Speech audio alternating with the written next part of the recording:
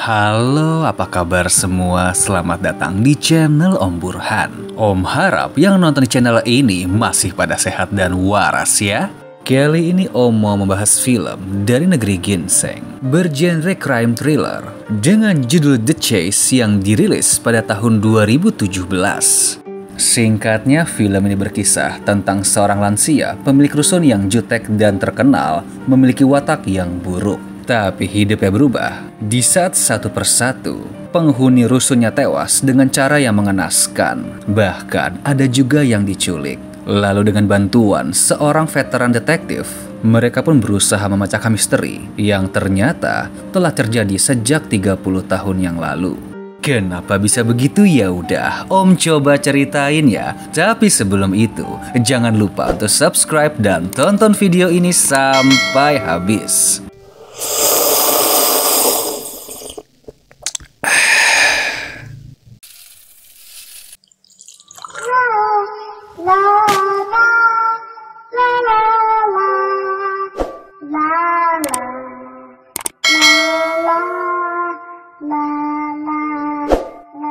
Time story.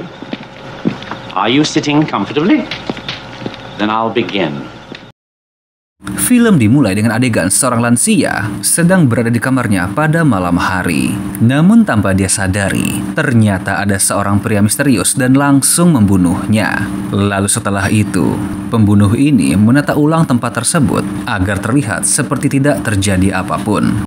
Adegan berganti di sebuah rumah susun, di mana hidup seorang pria tua bernama Shim Deok-soo yang merupakan pemilik tempat tersebut dan dikenal sebagai orang yang ketus, arogan, dan cukup dibenci oleh para warga. Dia pun berkunjung ke salah satu penyewa bernama Choi untuk menagih uang sewa yang telah lama menunggak. Tapi seorang pekerja sosial yang sedang mengunjungi Choi terlihat emosi karena perkataan Shim yang sangat kasar. Dikarenakan keadaan Choi yang sedang sakit dan gak bisa bekerja untuk membayar uang sewa.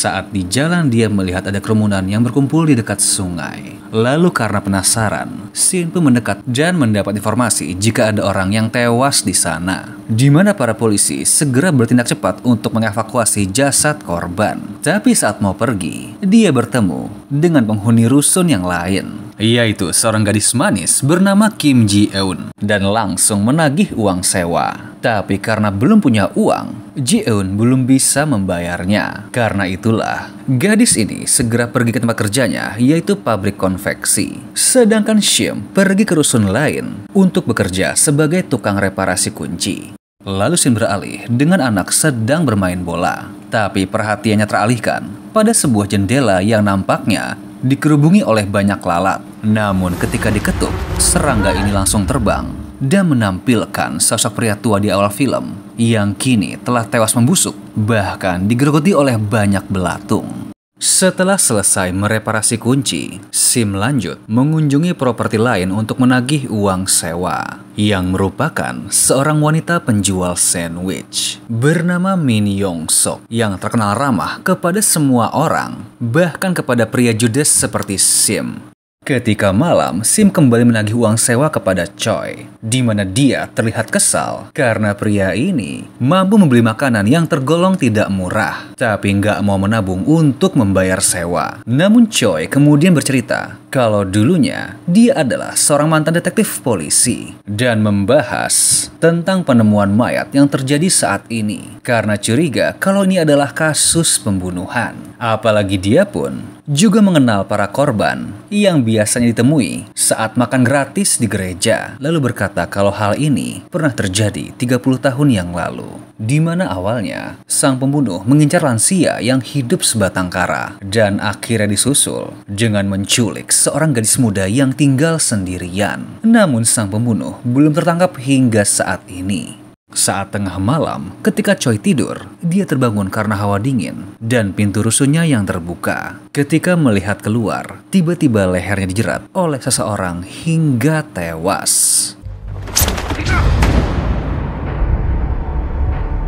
Kemudian paginya, ketika Shim kembali ke kamar Choi untuk membetulkan pintunya, dia langsung terkejut karena mendapati kalau pria itu telah tewas. Dengan posisi lehernya terjerat pada pintu kamar mandi yang seakan telah melakukan bunuh diri. Di mana gak lama, para relawan yang sebelumnya juga syok saat melihat kejadian ini.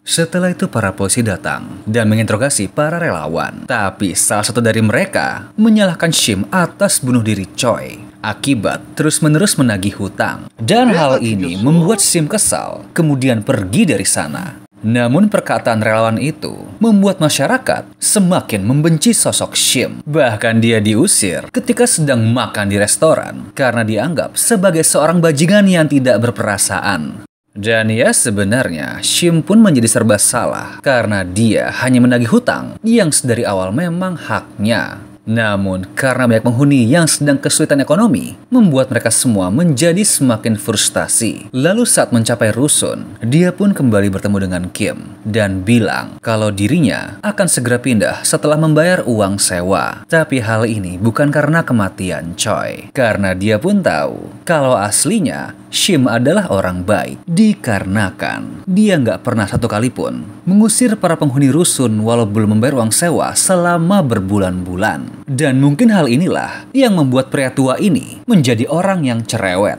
Lalu dengan perasaan bersalah, dia masuk ke kamar Choi dan menyayangkan karena pria itu meninggal sebelum bertemu dengan cucunya. Tapi nggak lama, tiba-tiba ada orang yang menyerangnya dari belakang. Dan pria ini bernama Pyung Dal, yang merupakan rekan detektif saat Choi masih bertugas. Di mana dia percaya kalau temannya ini tidak mungkin bunuh diri, karena belum lama ini telah berencana untuk bertemu dengan anaknya. Ketika malam hari, saat Kim pulang setelah bekerja, dia malah syok karena mendapati bahwa teman sekamarnya telah tewas di kamar mandi. Sontak hal ini membuatnya segera menelpon polisi. Tapi belum sempat tersambung, ternyata sang pelaku masih berada di sana dan langsung menyerang Kim. Tapi hal ini membuat keributan dan mengganggu ketenangan Shim yang kamarnya berada di bawah. Seketika dia teringat tentang perkataan Park mengenai pembunuhan yang terjadi 30 tahun yang lalu, sehingga langsung ke kamar Kim untuk mengecek keadaannya. Saat mendekat, terlihat kalau sang pelaku tengah bersiap menyambut kedatangan Shim. Tapi ujungnya, dia pun gak jadi masuk ke sana akibat para penghuni yang keluar dan menganggap kalau pria tua cerewet ini ingin menagih hutang sambil marah-marah. Esok pagi, Shim kembali mengunjungi lapak Yongsok untuk membeli sandwich. Di sana, Pyung Dal pun muncul dan berdiskusi mengenai kasus pembunuhan yang terjadi saat ini. Kemudian memprediksi jika setelah ini akan ada wanita yang meninggal setelah diculik. Di mana hal ini membuat Shim khawatir, lalu pamit untuk mengecek keadaan Kim. Tapi tidak disangka, ada orang asing yang berusaha mencoklat pintu kamar Jim. Shim pun berusaha mengejar, menggunakan sepeda motor, dan berlari hingga perumahan bertingkat. Tapi ya, karena sudah tua, sudah pasti membuat dia gampang kelelahan. Dan akhirnya, kepala dipukul hingga pingsan. Ketika Shiman dia mendapati kalau orang yang dia kejar tidak sendirian, yang ternyata adalah sekumpulan preman jalanan, kemudian berusaha memalak Shim. Beruntung Pyung lewat dan menghajar para bocah tengil ini agar menghormati orang yang lebih tua. Dan faktanya, pria yang sebelumnya ingin masuk ke kamar Kim hanya sedang mencari pacarnya yang merupakan teman sekamar Kim.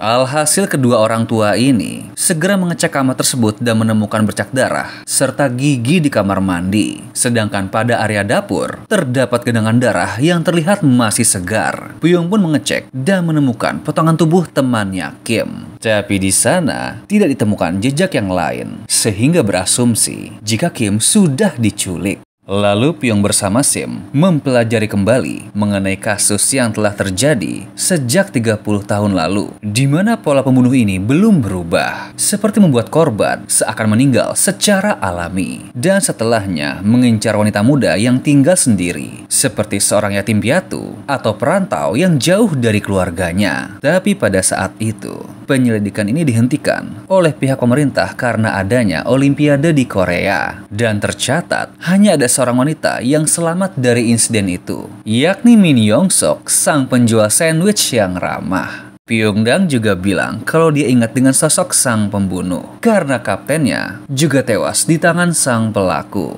Lalu berbekal hasil penyelidikan milik Choi, kemudian mereka menggunakannya untuk mencari pelaku pembunuhan saat ini. Lalu kedua pria tua ini berkelana ke seluruh penjuru kota dan memantau semua orang yang dicurigai, namun belum menemukan kecocokan. Hingga pada akhirnya Pyongdal menyadari kehadiran Na Jong Hyuk dan istrinya yang saat ini sedang membeli sandwich. Tapi terlihat kalau dia malah gemetar sebab instingnya bilang kalau pria itu adalah pelakunya. Tapi Shim gak percaya karena pria ini merupakan seorang dokter yang dikenal ramah dan baik, bahkan gak segan untuk memberi pengobatan gratis kepada kaum duafa. Namun Pyong tetap bersikeras kalau pria ini adalah sang pelaku. Karena itu mereka berdua pergi ke tempat sang dokter mengadakan pengobatan gratis. Di mana Pyong langsung menyerobot antrian agar dapat bertatap muka dengan sang dokter. Terlihat kalau sosok Dr. Jong Hyuk sangat sopan dan ramah kepada semua orang. Bahkan di saat Pyong mengintimidasi, pria ini tetap bersikap lembut. Namun gak lama, sang dokter harus segera pergi dari sana di saat istrinya meringis kesakitan. Namun mempersilahkan Pyong untuk datang ke tempatnya, yakni Oriental Medical Clinic.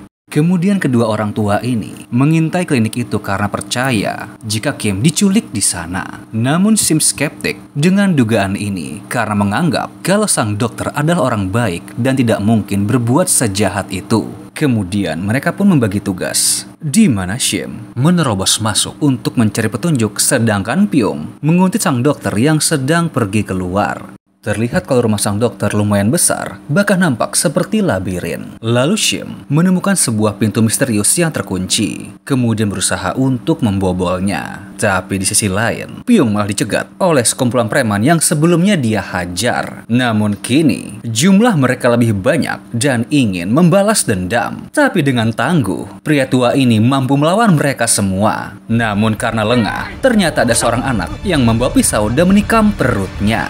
Sementara itu Shim yang sedang fokus untuk membobol pintu dikejutkan dengan kehadiran sang dokter. Dan dengan polos, dia berkata kalau tujuannya datang ke sana adalah untuk mencari Kim. Anehnya, sang dokter berusaha menghalau, bahkan rela untuk memberikan uang agar Shim tidak masuk ke dalam ruangan itu.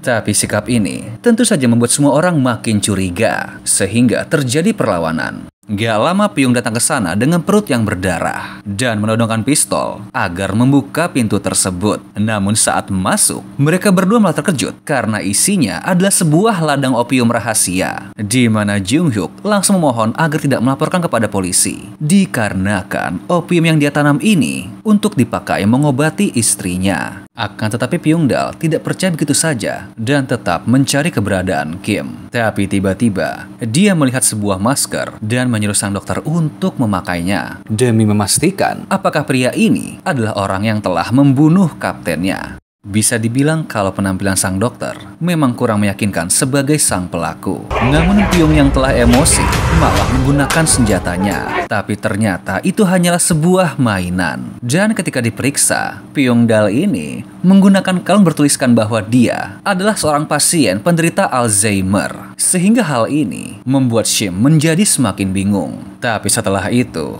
Pyong dijemput oleh pihak rumah sakit. Sedangkan dirinya langsung pulang setelah kejadian ini. Tapi saat mau tidur, dia pun menjadi tidak tenang, memikirkan insiden yang baru saja terjadi. Kemudian teringat tentang seorang pria tua bernama Han yang hilang sejak bulan November. Kemudian berniat mengecek tempat tinggalnya. Lalu saat sampai, dia pun sangat terkejut ketika mendapati kalau Han telah mati dengan cara digantung, sehingga seakan-akan telah melakukan bunuh diri. Apalagi anjingnya juga ditemukan dalam keadaan sekarat. Namun dia juga menemukan sebuah potongan kain yang diduga milik pelanggannya sewaktu sedang mereparasi kunci. Tapi nggak lama, tiba-tiba ada juga seorang polisi yang datang dan membuat Shim segera kabur dari sana. Shim pun menuju tempat tinggal pelanggan yang dulu memakai jasanya. Lalu dia masuk dengan kunci serep yang dia miliki dan menemukan sebuah peta besar serta foto para korban. Namun gak lama, sang polisi yang bernama Lee juga datang ke sana. Kemudian langsung berusaha menangkap Shim. Tapi dia pun langsung berargumen kalau pelaku pembunuhan yang dia cari adalah pemilik kamar tersebut, di mana sang polisi ini menemukan sebuah tanda pengenal, yakni seorang karyawan stasiun kereta bernama Bae Do-sik.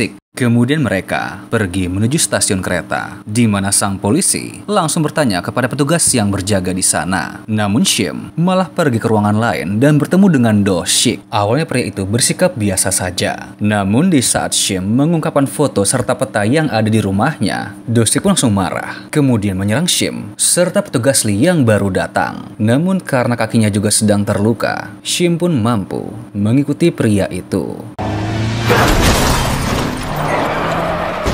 Tapi dia malah ditabrak lari oleh mobil tidak dikenal saat sampai di jalan raya. Dan saat bertemu Shim, kata-kata terakhir yang dia ucapkan adalah bahwa dia bukanlah penculik Kim. Lalu bilang kalau pada awalnya dirinya memang membunuh para lansia yang dibuat seolah kasus bunuh diri. Tapi saat akan mengincar Kim, ternyata sudah ada pembunuh yang tiba lebih awal sehingga mengurungkan niatnya. Dan alasannya menghabisi para lansia karena menganggap mereka sebagai beban masyarakat. Setelah insiden naas itu, semua stasiun TV menyiarkan berita tentang kasus tersebut, di mana para tim kepolisian telah mengumpulkan barang bukti di kediaman Do-sik. Dan kini, para warga tahu kalau Shim bukanlah orang yang bertanggung jawab atas kematian Choi. Setelah itu Shim diwawancari lebih lanjut terkait temuannya. Namun para polisi yang bertugas malah meremehkan karena menganggap pelaku pembunuhan pada 30 tahun yang lalu pasti sudah tua dan tidak berdaya dan gak akan sanggup untuk berbuat kejahatan. Bahkan mereka menganggap Shim hanya sedang mencari perhatian terkait kasus penculikan Kim. Mendengar hal ini, tentu saja dia menjadi marah sehingga langsung pergi keluar. Tapi semangatnya untuk menemukan Kim belum pudar, sehingga dia berusaha mencari petunjuk kepada Yong-sok yang sebenarnya masih trauma dengan insiden yang nyaris merenggut nyawanya itu. Di mana wanita ini bilang kalau dia juga tidak melihat wajah sang pelaku